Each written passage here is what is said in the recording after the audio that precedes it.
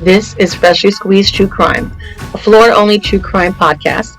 I'm Suhaili, and before we get to this week's juicy episode, I ask you to visit the website at fstcpodcast.com, where you'll find all of our social media platforms as well as the newest episodes. And also, find us on YouTube, where we'd like you to follow us, subscribe, share it, do all the things. So, pour yourself a tall glass of orange juice and let me tell you a story. And now we present to you A Travel in Time. Black History Month is an annually observed commemorative month originating in the United States, where it is also known as African American History Month. It began as a way of remembering important people and events in African American history, before it spread to other countries where it could celebrate Black people worldwide. It initially lasted a week before becoming a month-long observation since 1970.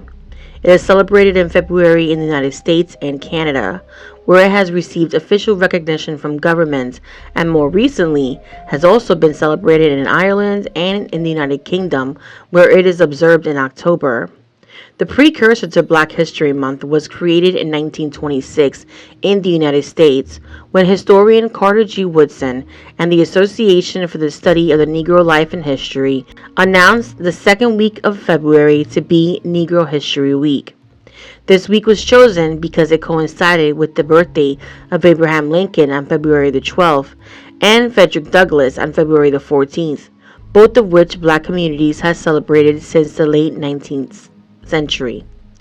At the time of Negro History Week's launch, Woodson contended that the teachings of Black history was essential to ensure the physical and intellectual survival of Blacks within border society. If a race has no history, it has no worthwhile tradition. It becomes a negligible factor in the thought of the world, and it stands in danger of being exterminated.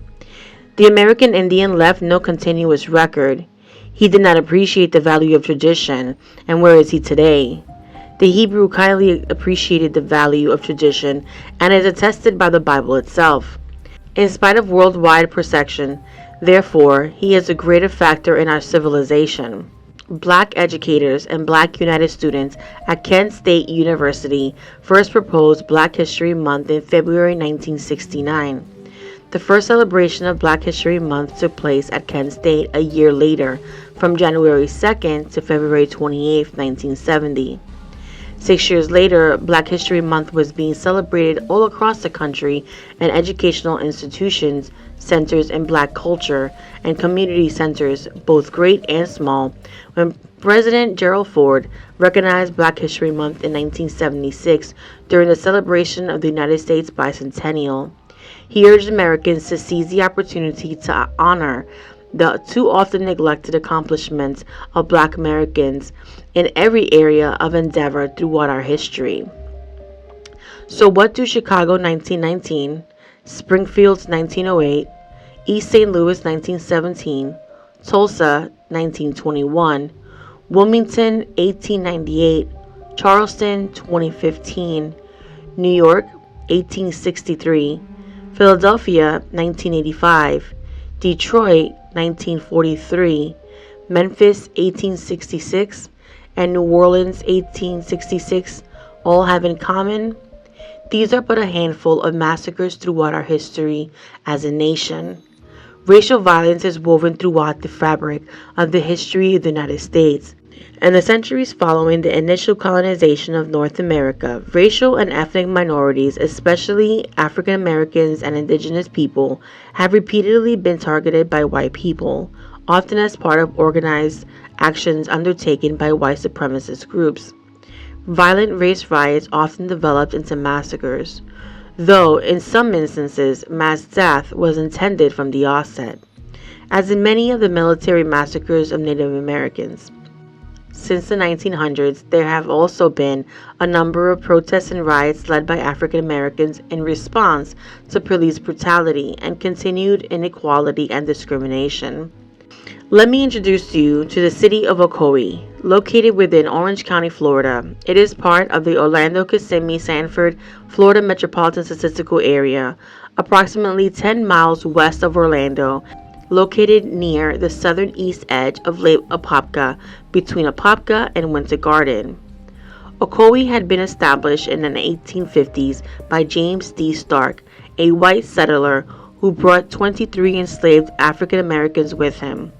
The town grew after the Civil War as more white Southerners, including many Confederate veterans, settled there and black laborers worked their lands. There were 11 black residents in the unincorporated area back in 1970. By 1885, there were 15.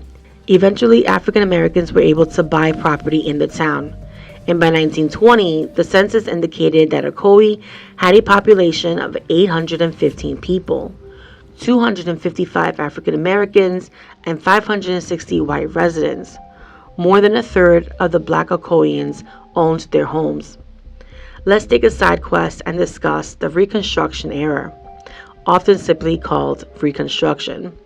It was a period in the United States history that followed the American Civil War, 1861 to 1865, and was dominated by the legal, social, and political challenges of the abolition of slavery and federal control over and reintegration of the former Confederate States into the United States. 3 amendments were added to the United States Constitution to grant citizenship and equal rights to the newly freed slaves. The 13th Amendment abolished slavery and involuntary servitude. The 14th Amendment addressed citizenship rights and equal protection of the law for all persons. The 15th Amendment prohibits discrimination in voting rights on the basis of race, color, or previous condition of servitude. Despite those constitutional guarantees of rights, almost a century of civil rights agitation and litigation would be required to bring about consistent federal enforcement of those rights in the former Confederate States. Moreover, after federal military forces were removed from the South at the end of the Reconstruction, white leaders in the region enacted new laws to strengthen the Jim Crow system of racial segregation and discrimination. To circumvent these, former Confederate states imposed poll taxes and literacy tests and sought to intimidate and control African Americans and discourage them or prevent them from voting. You see, during the 1920 election, there was a big drive for black voter registration of Florida since they historically voted Republican. The party platforms were different at the time. As there was a rise in black voter registration, there was a rise in membership for the KKK, especially in Central Florida. On September 20th, 1920, the Ku Klux Klan Grand Master in Florida sent a letter to Republican politician William R. O'Neill, who was openly courting black voters in his bid to become United States Senator.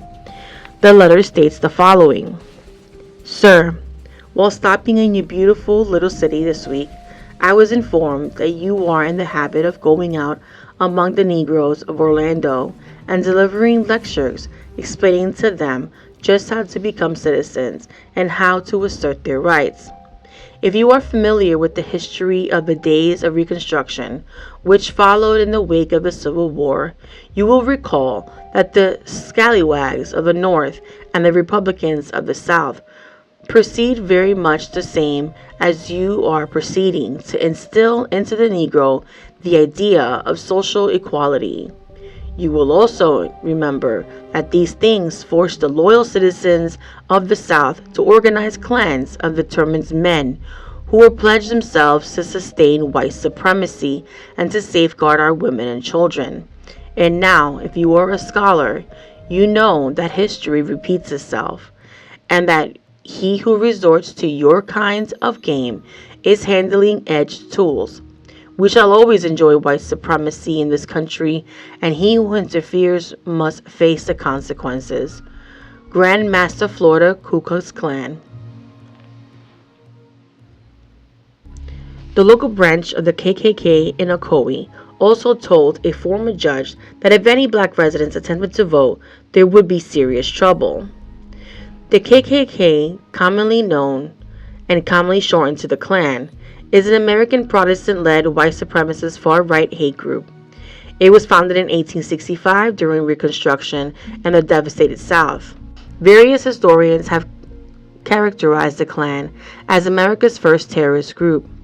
The group is typically structured as a secret society containing several different organizations that have historically resorted to terrorism, violence, and acts of intimidation to impose their criteria and oppress their victims, most notably African Americans, Jews, and Catholics.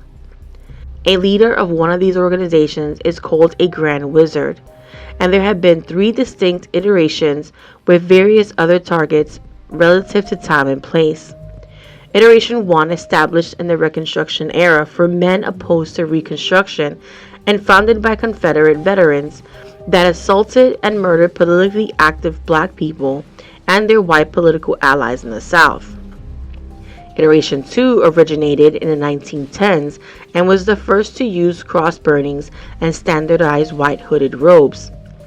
Iteration 3, formed in the mid-20th century, is much smaller. It is a reaction to the growing civil rights movement and uses murder and bombings to achieve its aim. All 3 iterations have called for the purification of American society. In each era, membership was secret, and estimates of the total were highly exaggerated by both allies and enemies. Election Day. On November 2, 1920, African Americans were met with resistance from the white community when they attempted to vote on Election Day. Poll workers challenged whether African American voters were really registered. The voters had to prove they were registered by appearing before the notary public, R.C. Bigelow, who was regularly sent out on fishing trips so that he was impossible to find. However, African Americans, including Mose Norman, a prosperous African American citrus farmer, persisted but were pushed and shoved away from the polls.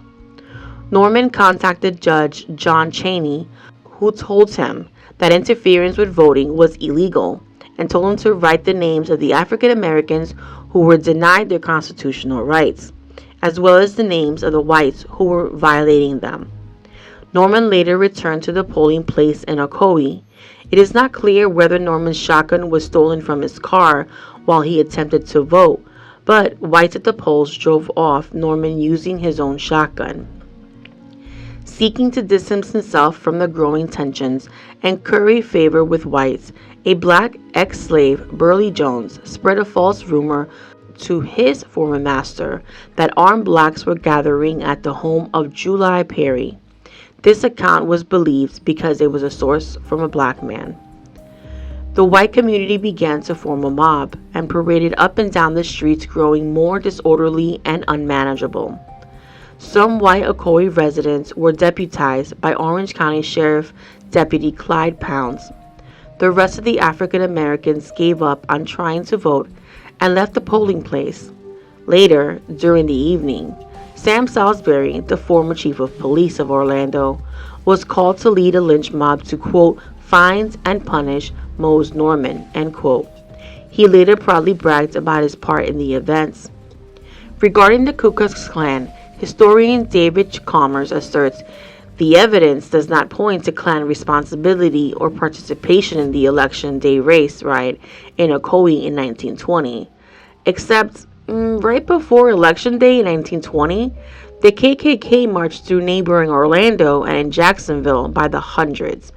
As they marched, they threatened black residents with violence if they tried to vote. Facts, am I right? A prevailing theory is that the riot and the massacre were not caused by white oppression to black voting rights. Instead, it is believed that the Ocoee massacre was fueled by the false rumor that 2 black men killed 2 white men who had been acting in the capacity of law enforcement officers. The initial targets of the attack were both prosperous black men. In the South, black wealth fueled economic jealousy amongst white communities and was a common cause of lynchings and violence against blacks. The invasion of Perry's home. Norman went to the home of Julius July Perry, another well-off black man who owned a home and property in Ocoee, and the 2 men then visited Republican Judge John Epps Chaney in Orlando, who had assisted them with the voter registration drive. Cheney told Norman and Perry to get the names of the poll workers who denied their vote. The armed white mob was on its way to Norman's home when someone informed them that their target had been seen at the home of July Perry. The mob, by then numbering about 100 men, arrived at Perry's home demanding that Perry and Norman surrender. This occurred around 9 p.m. When they received no answer, they attempted to break down the front door. Perry, who had been warned about the mob, fired shots from the inside of the home in self-defense. Exactly how many people were defending the home is uncertain. The whites estimated that there were several armed African Americans. Zora Neale Hurston wrote that Perry had defended his home alone. Sam Salisbury knocked the back door open and was shot in the arm, becoming the first white casualty. Two other white veterans, Elmer McDaniels and Leo R. Bogard, were killed when they also tried to enter through the back door. Their bodies were found hours later in the backyard. The white mob withdrew and put out a call for reinforcements to whites in Orlando, Apopka, and Orange County, either calling them by phone or sending for them by car. During the 2 to 3 hour lull while the whites were recruiting other men, July Perry, injured in the conflict, attempted to flee with the help of his wife into a cane patch. He was found by the white mob at dawn and arrested. After Perry was treated at a hospital for his wounds, he was taken by the white mob from a vehicle while being transferred to jail. They lynched him, quote, and left his body hanging from a telephone post beside the highway, end quote. The lynchers hung Perry's body from a tree near the home of Judge Cheney. As for Norman, he fled from Ocoee and lived in other parts of Florida before leaving for New York City to live out his days. Much of the trouble was attributed to outsiders from Winter Garden in Orlando. At least 25 black-owned homes, 2 churches, and a black fraternal lodge were burned. By most estimates, a total of 30 to 80 black people were killed during what has been considered the single bloodiest day in modern American political history. Ocoee is destroyed. With the reinforcement of some 200 men, the white mob took the massacre to the rest of African American community in northern Ocoee. The quote, white paramilitary forces surrounded the northern Ocoee black community and laid siege to it, end quote. They set fire to rows of African American houses. Those inside were forced to flee, and many were shot by whites. At least 20 buildings were burned in total, including every African American church, schoolhouse, and lodge room in the vicinity. African American residents fought back in an evening-long gunfight lasting until late as 4:45 a.m. Their firearms were later found in the ruins after the massacre ended. Eventually, black residents were given into the nearby orange groves and swamps, forced to retreat until they were driven out of the town. The fleeing sought refuge in the surrounding woods or in the neighboring towns of Winter Garden and Apopka, which has substantial populations of black people. It is believed that the attack was intended to prevent black citizens from voting. Poll taxes had been imposed as a de facto disfranchisement in Florida since the beginning of the 20th century. In Ocoee and across the state, various black organizations had been conducting voter registration drives for a year. Those who registered to vote registered almost exclusively as Republicans because blacks were not permitted to join the all-white Democratic Party. The siege of Ocoee claimed numerous African American victims.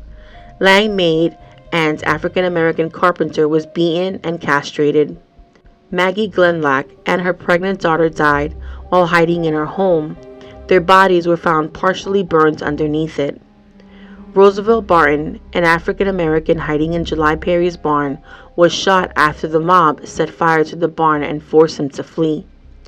Hattie Smith was visiting her pregnant sister-in-law in Ocoee when her sister-in-law's home was set on fire. Smith fled, but her sister-in-law's family was killed while they hid and waited for help that never came. The Hightowers, like the other black families in Ocoee, suffered terror, trauma, and property loss on the night of November 2nd, 1920, and in the days that followed.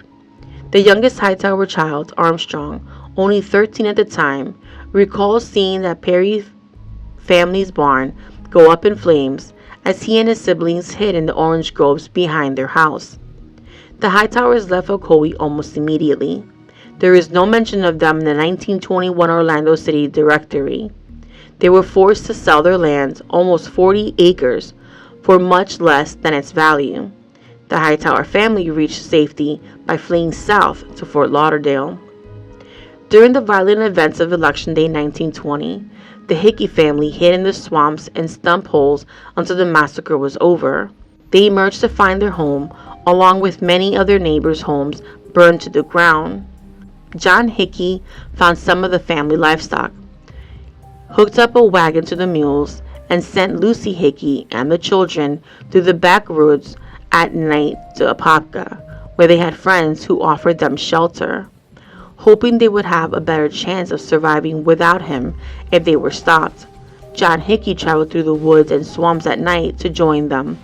The family was indeed stopped by white men on horses, but were allowed to continue their journey. Aftermath: expulsion of African Americans. The African American residents of southern Ocoee, while not direct victims of the massacre, were later threatened into leaving.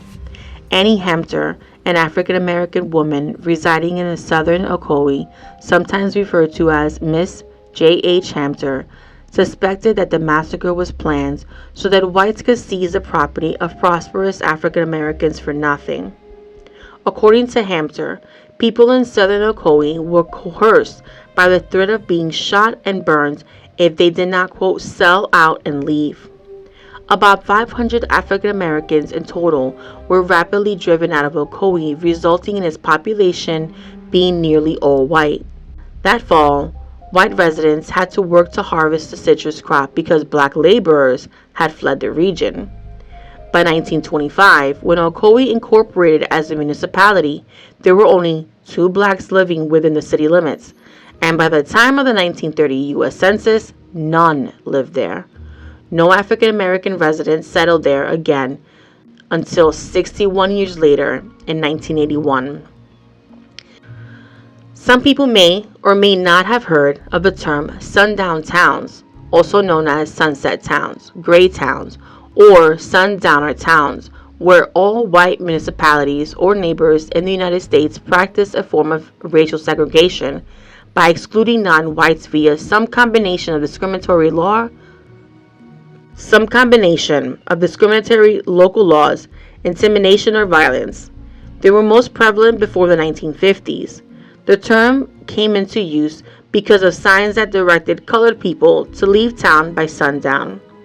Sundown counties and sundown suburbs were created as well, while sundown laws became illegal following the passage of the Civil Rights Act of 1968. Some commenters hold that certain 21st century practices perpetuate a modified version of the same sundown town. Some of these modern practices include racial profiling by local police and sheriff's departments, vandalism of public art, harassment by private citizens, and gentrification. Specific examples of exclusion of Native Americans, Asians, Latinos, Jews, and Catholics, alongside many other communities, include towns such as Minden and Gardenville, Nevada, in which sirens were used from 1917 until 1974 to signal Native Americans to leave town by 6:30 p.m. each evening, a practice that symbolically persisted into the 21st century. In Antioch, California, Chinese residents faced curfews as early as 1851, and in 1876, a mob destroyed the Chinatown district, prompting a mass exodus that left only a small number of Chinese residents by the mid-20th century. Mexican Americans were excluded from Midwestern sundown towns through racially restrictive housing convents. Signs, often posted within the same infamous "No Blacks, No Dogs" sign, and police harassment. Additionally, Jews and Catholics were unwelcomed in certain communities, with some towns explicitly prohibiting them from owning property or joining local clubs. Black Americans were also impacted through widespread and often well-documented exclusionary policies. These discriminatory policies and actions distinguish sundown towns that have no black residents for demographic reasons. Historically, towns have been confirmed as sundown towns by newspaper articles, county historians, and work progress administration files. This information has been corroborated by tax or U.S. Census records showing an absence of black people or a sharp drop in the black population between two censuses.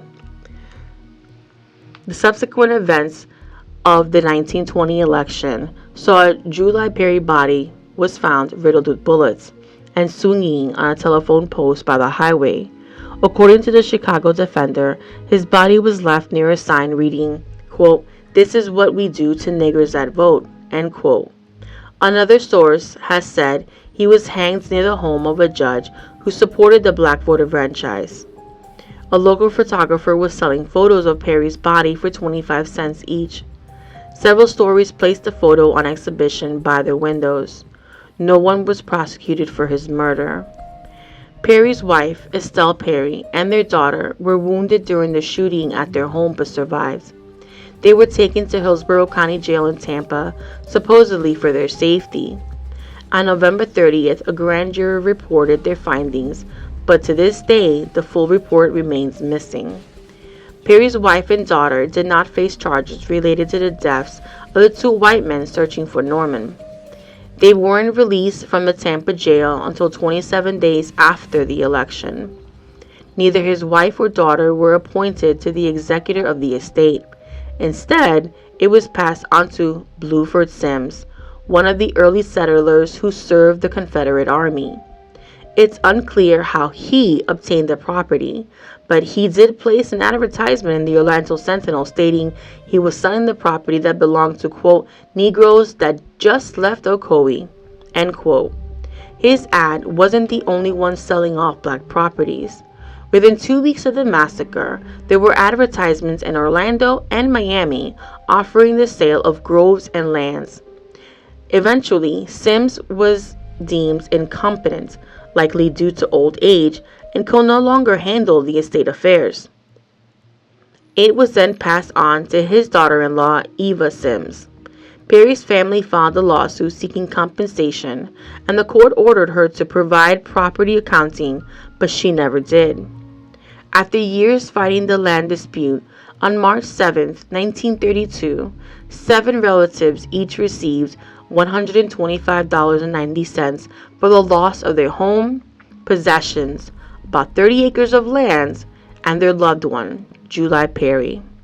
To this day, although there are some deed records, it's unknown whether, if any, blacks were compensated for their property. Walter White of the NAACP arrived in Orange County a few days after the riot to investigate events. He was traveling undercover as a white northerner interested in buying orange grove and property in the county. He found that the whites there were, quote, still giddy with victory, end quote. A local real estate agent and taxi cab driver told him that about 56 African Americans were killed in the massacre. White's NAACP report recorded about 30 dead. A Methodist pastor, Reverend J. A. Long, and a Baptist minister, Reverend H. K. Hill, both from Orlando, reported that they heard of 35 African American deaths in Ocoee as a result of the fires and the shootings. Charles Coe in 1970 described 12 dead. A University of Florida student who interviewed local residents for a history term paper claimed in 1949 that, quote, about 30 to 35 murdered is the most common estimate of the old-timers, end quote. The exact number can never be determined. White also learned that many black residents thought the massacre was due to the white community's jealousy of prosperous African Americans such as Norman and Perry. Quote, no one was ever held responsible for any of the deadly violence.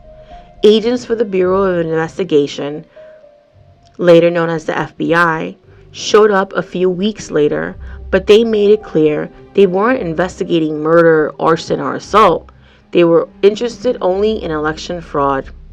The leader of the mob later became the mayor of Ocoee. Supporters urged the House Election Committee of Congress to investigate the riot and voter suppression in Florida with a view to suing under the 14th Amendment, but it failed to act. In 2018, the city of Ocoee released a proclamation acknowledging the riot, and 2 years later, it issued a formal apology for, quote, the inhumane acts of terror committed against the African American community of Ocoee, end quote. In 2019, a historical marker was placed outside the Orange County Regional History Center, located in downtown Orlando, which honors July Perry. It's the first physical memorial to acknowledge his lynching. In March 2020, the Florida legislature passed a law requiring that the massacre be taught in public schools. 100 years later, Orlando's Orange County Regional History Center hosted an exhibition commemorating the victims of what historian Paul Ortiz deemed, quote, the single bloodiest day in modern U.S. political history. Accounts of the massacre vary widely, in large part due to the decades-long cover-up that followed the attack, but more heartbreaking was the lives that had been forcibly erased from most records. The exhibit strived to shift the conversation surrounding the massacre by clarifying the context in which it happened. Perry's great-grandchildren live in Tampa and have since launched the July Perry Foundation aimed at supporting underserved population who have a desire to become entrepreneurs, landowners, land developers, architects, and all interested in the process of agriculture, multi-unit housing, and commercial building development. The themes from the 1920s are the same as today: voters' rights, gentrification, and interactions with law enforcement. Let's close the episode by talking about voter suppression. The 15th Amendment was adopted into the Constitution in 1870, which states, "The right of citizens of the United States to vote shall not be denied or abridged by the United States or by any state on account of race, color, or previous condition of servitude." However, that didn't stop the South from creating their own rules to stop blacks from voting. Florida adopted several loopholes too. After slaves were free, many were uneducated, which gave rise to the literacy test requirement to vote. Many were also poor, which was part of the motivation behind the poll tax. At the time, Florida was one of 4 states that relied on the poll tax to impede black voting. It was one of the first in the nation to adopt it. It wouldn't be until voting rights of 1965 when those barriers to stop blacks from voting were outlawed. Voting should be as easy and accessible as possible, and in many cases it is. But in recent years, more than 400 anti-voter bills have been introduced in 48 states. These bills erect unnecessary barriers for people to register to vote, vote by mail, or vote in person. The result is a severely compromised democracy that doesn't reflect the will of the people. Our democracy works best when all eligible voters can participate and have their voices heard. Suppression efforts range from a seemingly unobstructive like strict voter ID laws and cuts to early voting, to mass purges of voter rolls and systematic disenfranchisement. These measures disproportionately impact people of color, students, the elderly, and people with disabilities. And long before election cycles even begin, legislators redraw district lines that determine the weight of your vote. Every 10 years, states redraw district lines based on population data gathered in the census. Legislators use these district lines to allocate representation in Congress and state legislators. When redistricting is conducted properly, district lines are redrawn to reflect population changes and racial diversity. But too often, states use redistricting as a political tool to manipulate the outcome of elections. That's called gerrymandering, a widespread, undemocratic practice that's stifling the voices of millions of votes. The Census Bureau released data from the 2020 census in August 2021, triggering this once-in-a-decade line drawing process in most states. These new district lines will determine our political voice for the next decade. Next week, we'll discuss the Rosewood Massacre, which was racially motivated massacre of black people and the destruction of a black town that took place during the first week of July 1923 in rural Levy County, Florida. At least 6 black people were killed, but eyewitnesses' accounts suggested a higher death toll of 27 to 150. This episode was squeezed to perfection. First Few Squeezed is hosted and written by me, Sue Haley, and executive produced by Ebony. Still thirsty and need more? Visit us at fstcpodcast.com for links to all our social media handles, including YouTube. Want to keep the juice flowing? Make a donation by buying us a glass. And as always, cheers.